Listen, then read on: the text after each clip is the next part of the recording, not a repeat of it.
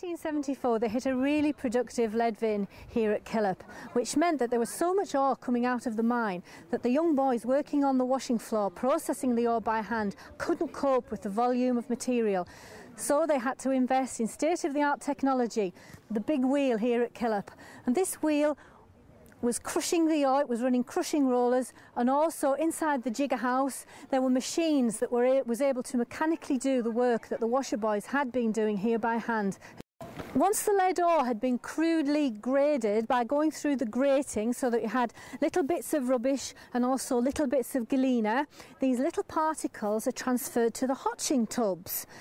And the boys had to hotch these tubs up and down for about 5 minutes, which is actually quite a long time, which meant that the small particles of galena, which are much heavier than the small particles of rubbish, would sink to the bottom and the lighter rubbish would come to the top.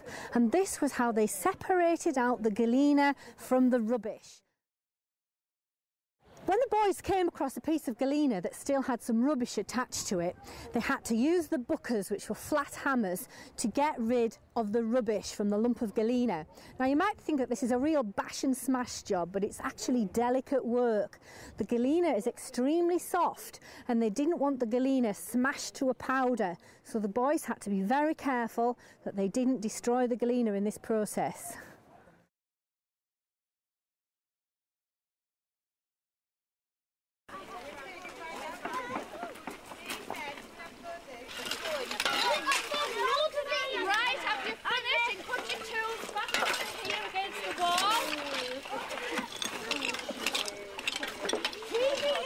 A bench to sit on. You can even sit on the floor as well, so there's quite a few. Can we sit on the bed? No, don't sit on the top one.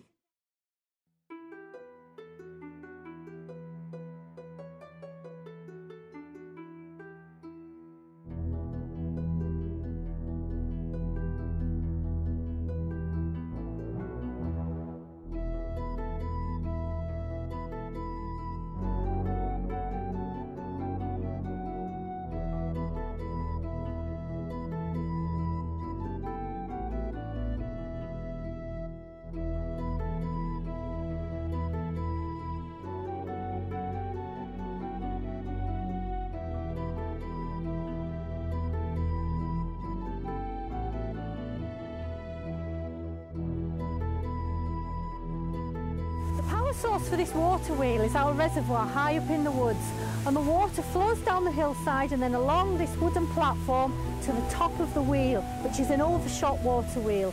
The water then fills the buckets which turn the wheel, providing the power for all the machinery that was processing the lead here at Killhope. The water wheel at Killhope was also used to provide the power to haul the tubs up this ramp full of galena, and they were then tipped into crushing rollers, again powered by this huge water wheel. Once the water had been used to process the galena, it was sent via channels the full length of Weardale to the mines further down the valley and used in the processing of the ore from those mines as well.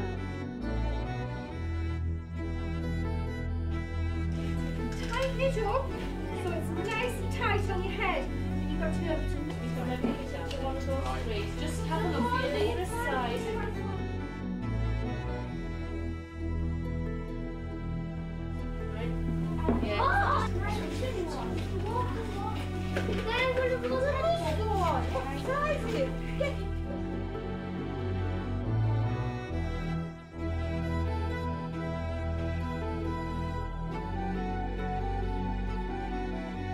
This is the entrance to Park Level Mine, and they started digging this tunnel in 1853.